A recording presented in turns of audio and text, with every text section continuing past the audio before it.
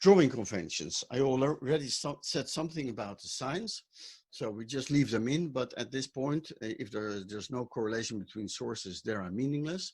But what I also want to denote is what does this, so we have the identifiers, V1 and I1, and Z1 for the impedance, but what does the other thing mean? The other things are Fourier transforms of the noise signals.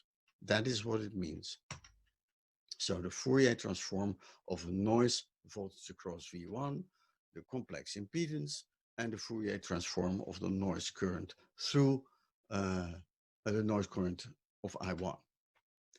And here we have a Thevenin equivalent, and then you see this V2, which is comes from a Thevenin transformation, is called In times Z, which was the impedance.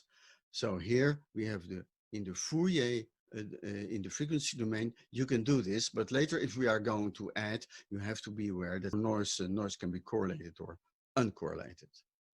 Here is the total, as I said, we just say a plus sign there, and that is valid if you talk about the Fourier transform, then you can just add this spectrum of these components.